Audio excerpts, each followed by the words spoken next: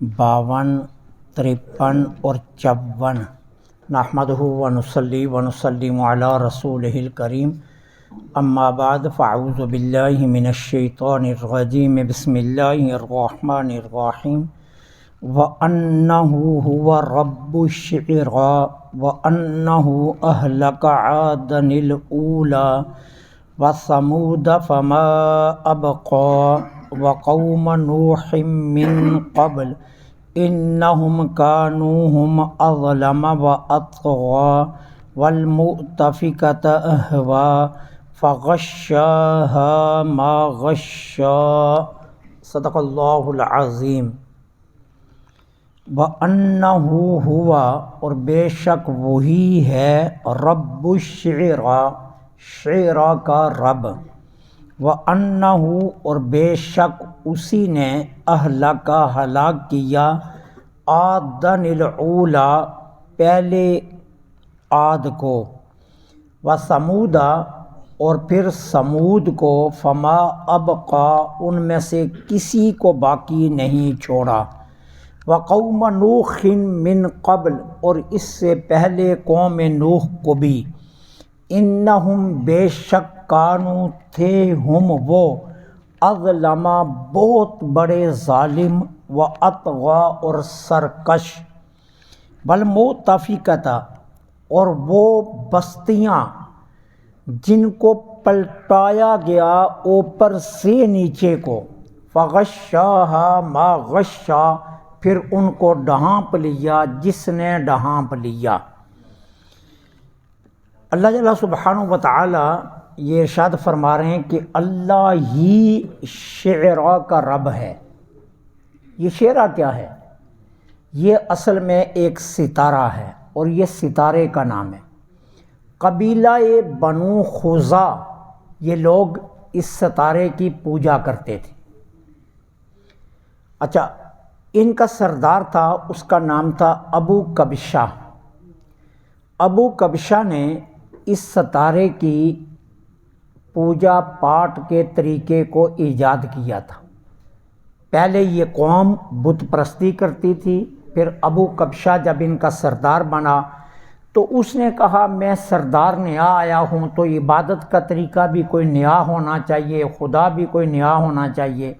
اس نے پھر اس ستارے کو، یہ جوف آسمان کے درمیان میں یہ ستارہ ہوتا ہے، اس کی منازل آسمان کے درمیان میں ہے، اس کو اس نے معبود قرار دیا، شعراء ستارے کو، اور پھر اس کی پوجا کا طریقہ اس نے ایجاد کیا۔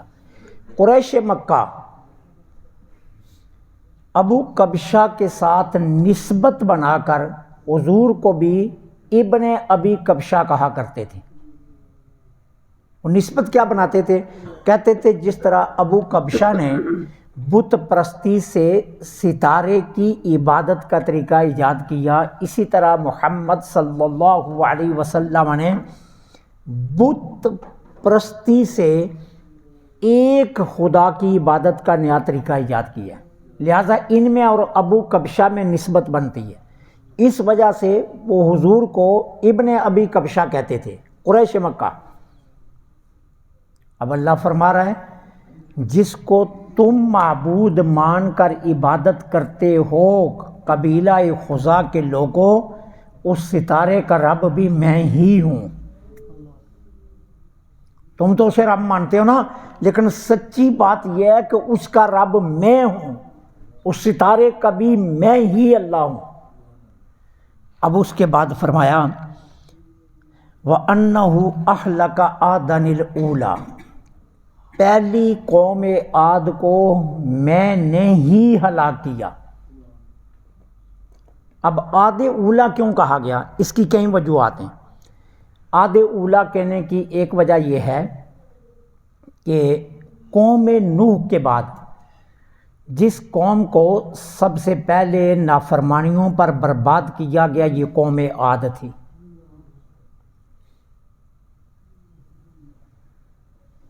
ہود علیہ السلام اس قوم کی طرف اللہ کے نبی بن کر آئے تھے، اور یہ قوم آندھی سے تباہ کی گئی تھی، بڑی جابر قوم تھی، بڑی جسیم وجودوں کے مالک تھے، تو اللہ تعالیٰ نے آندھی بھیجی اور یہ پتھروں میں تراش کر گھر بناتے تھے۔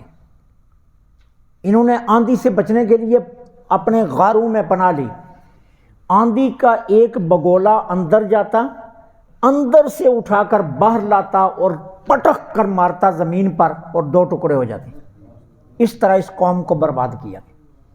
ان کا خیال یہ تھا کہ یہ پہاڑوں کے غاروں میں ہم چھپ کر پناہ لے لیں گے، لیکن وہ یہ نہیں جانتے تھے کہ زبردست قوت والے رب سے مقابلہ ہے، جو زبردست قوت کا مالک ہے اللہ، جس کے سامنے ساری قوتیں ہیچ ہیں۔ آندھی کا بگولا اندر جاتا اور اندر سے اٹھا کر باہر لے آتا۔ اس طرح اس قوم کو تباہ کیا گیا۔ اولا کہنے کا ایک سبب یہ ہے۔ دوسرا سبب یہ ہے کہ یہ قوم عاد جو ہے، یہ عاد بن ارم بن اوس بن سام بن نو، شجرہ یاد رکھنا، عاد ہے، عاد بیٹا ہے ارم کا، ارم بیٹا ہے اوس کا، اوس بیٹا ہے کس کا؟ سام کا، اور سام بیٹا کس کا ہے؟ نوح علیہ السلام کا۔ یہ نوح علیہ السلام کی اولاد سے تھا، اسی وجہ سے اس کو قوم عاد کہتے ہیں، کیونکہ ان کا جد اس کا نام عاد تھا۔ تو یہ پہلی قوم ہے، اس لیے اس کو قوم اولا کہا گیا ہے، عاد اولا۔ اور صالح علیہ السلام جس قوم کی طرف اللہ کے نبی بن کر آئے، اس قوم کو قوم سمود کہا جاتا ہے۔ قوم سمود کو عاد ثانیہ یعنی دوسری عاد کہا جاتا ہے۔ وہ بھی چیخ سے برباد کیے گئے تھے، تباہ کیے گئے تھے، ہلاک کیے گئے تھے۔ اس کو قوم عاد اولا اور ان کو عاد ثانیہ کہا جاتا ہے، اور یہ عاد اولا ہے اور وہ قوم سمود ہے، جن کی طرف اللہ کے نبی صالح علیہ السلام کو رب نے اپنا نبی بنا کر بھیجا تھا۔ اب اللہ تعالیٰ فرماتا ہے اس قوم کو بھی ہلاک ہم نے کیا، قوم عاد کو، اولا کو۔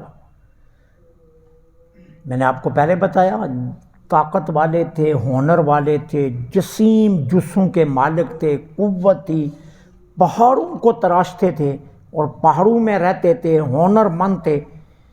اب اس کے بعد اللہ تعالیٰ کیا فرما رہا ہے؟ وَثَمُودُ، اور قوم سمود کو بھی ہم نے ہی ہلاک کیا، لیکن کس طرح؟ فَمَا أَبْقَى، ایک بھی باقی نہیں رہنے دیا۔ کہتے ہیں ان کا ایک بندہ، قوم سمود کا ایک بندہ ایسا تھا جو بھاگا اور بھاگ کر حرم کی طرف چلا گیا، چونکہ یہ مکہ سے شام کو جو راستے جاتے ہیں نا، ان راستوں پر یہ قوم آباد تھی۔ تو جب آئی چیخ تو یہ بچنے کے لیے حرم کی طرف دوڑا کہ میں حرم میں مکہ میں جا کر پناہ لے لوں، لیکن کہتے ہیں چیخ اس کے پیچھے گئی اور جا کر اس کو تباہ کر دیا۔ اللہ فرماتا ہے فما ابقا، ہم نے ایک بھی باقی نہیں رہنے دیا۔ اس طرح ہم نے قوم سمود کو تباہ کیا۔ اس کے بعد فرمایا وقوم نوح من قبل، اور ان سے پہلے قوم نوح کو بھی ہم نے ہی تباہ کیا۔ اب قوم نوح کا سپیشل ذکر کیا گیا، حالانکہ قوم نوح پہلے ہے، قوم سمود اور قوم عاد یہ دونوں قومیں بعد میں آئی ہیں، لیکن اللہ نے قوم نوح کا ذکر یہاں بعد میں کیا، حالانکہ قوم نوح پہلے ہے ان دونوں قوموں سے۔ اب قوم نوح کے اللہ نے ذکر کرتے ہوئے کیا کہا؟ وہ بڑے ظالم اور بڑے سرکش تھے، اس لیے ہم نے انہیں تباہ کیا۔ کتنے بڑے سرکش تھے، کتنے بڑے ظالم تھے؟ آتا ہے روایات میں کہ ایک بندہ اپنے بیٹے کو پکڑتا، نوح علیہ السلام کے سامنے لے کر جاتا، اور نوح علیہ السلام کے سامنے کھڑے ہو کر کہتا بیٹے میری نصیحت ہے، اس سے بچ کر رہنا، یہ بہت بڑا جھوٹا بندہ ہے۔ اللہ کے نبی کے منہ پر جا کر کہتا، اور ساتھ کیا کہتا؟ میرے باپ نے بھی مجھے یہی نصیحت کی تھی کہ اس سے بچ کر رہنا، یہ جھوٹا ہے۔ اس طرح سرکش اور ظالم قوم تھی یہ قوم نوح، کہ نبی کے منہ پر جا کر بیٹے کو پکڑتا اور لے جاتا اور نبی کے منہ پر جا کر یہ کہتا۔ اور آپ کو میں نے پہلے بھی بتایا اللہ کے اس نبی نے 950 سال تبلیغ کی ہے، نوح علیہ السلام نے 950 سال اپنی قوم میں رہے اور تبلیغ کرتے رہے۔ 950 سالوں میں کتنے لوگ مسلمان ہوئے؟ صرف 80 بندے مسلمان ہوئے 950 سالوں میں۔ اتنے بڑے سرکش اور ظالم تھے کہ اللہ کے نبی کی بات کو نہیں مانا۔ اتنا لمبا عرصہ نبی نے تبلیغ کی، تو اللہ نے اس لیے ان کا اسپیشل ذکر کیا وَقَوْمَ نُوحٍ مِّن قبل، اور قوم نوح کو بھی اس سے پہلے ہم نے ہی تباہ کیا۔ ہم اظلم و اطغیٰ، اور یہ قوم بہت بڑی ظالم اور سرکش تھی۔ ظلم کیا؟ نبی کے منہ پر آ کر کہتے یہ جھوٹا ہے، اس سے بڑا ظلم اور کیا ہو سکتا ہے؟ اور سرکش کتنے تھے؟ 950 سال نبی تبلیغ کرتا رہا، بات نہیں مانی، اتنے بڑے سرکش تھے۔ اب اللہ اس کے بعد فرما رہا ہے وَالْمُؤْتَفِكَةَ أَهْوَىٰ، اور وہ جو بستی جس کو پلٹا دیا گیا تھا، مؤتفقہ کہتے ہیں پلٹی ہوئی بستی کو، احوا جس کو ہم نے بلندی سے پلٹایا تھا۔ اور یہ کون تھے؟ قوم لوط۔ قوم لوط کو اللہ نے اس طرح تباہ کیا تھا کہ جبریل امین نے ان کی ساری بستی کو اٹھایا پر کے اوپر۔ جبرائیل نے زمین کے نیچے سے پر دیا اور ساری بستی کو اپنے پر اٹھا لیا، پوری کی پوری بستی کو۔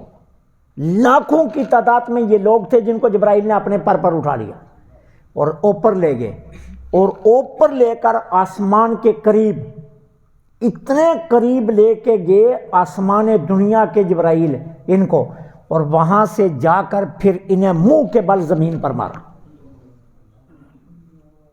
اس طرح ان کو برباد کیا گیا۔ پھر اوپر سے کیا کیا؟ اوپر سے آسمان سے پتھروں کی بارش آئی، اور ہر بندے کے نام کا پتھر آیا، سر میں لگتا تھا، پاخانے کے راستے نکل جاتا تھا اور 2 ٹکڑے ہو جاتے تھے جسم کے۔ ایسے تھا جس طرح کوئی کیمیکل لگایا گیا ہے اس پتھر کو کہ جو جدھر جاتا ہے چیرتا جاتا ہے۔ چھوٹا سا باریک پتھر تھا جو آسمان سے برسا، کوئی بہت بڑا پتھر نہیں تھا، کوئی دہاری دار نہیں تھا، کوئی لمبا نہیں تھا، کنکر تھا، کنکر جتنا بجری کا کنکر ہوتا ہے، اتنا چھوٹا پتھر تھا، اور ہر پتھر پر ہر کافر کا نام لکھا ہوا تھا۔ اس کے سر پر لگتا اور پاخانے کے راستے نکلتا اور 2 ٹکڑے کر دیتا، چیرتا جاتا تھا۔ فَغَشَّاهَا مَا غَشَّا، پھر ان کو ڈھانپ لیا جس نے ڈھانپا۔ وہ کس نے ڈھانپا؟ وہ ان پتھروں نے، کہ اتنی آسمان سے بارش ہوئی ہے کہ یہ نیچے دب گئے۔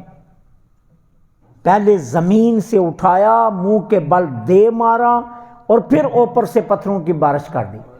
اب یہ ساری بات سنانے کے بعد اللہ تعالیٰ قریش مکہ کو کہہ رہے ہیں اور اپنے محبوب کو مخاطب کر کے فرما رہے ہیں میرے محبوب، اگر مکہ کے قریش آپ کی کے سامنے سرکشی کر رہے ہیں، نافرمانی کر رہے ہیں، آپ کی بات کو نہیں مان رہے، تو آپ گھبرائیے نہیں، آپ گھبرائیے نہیں۔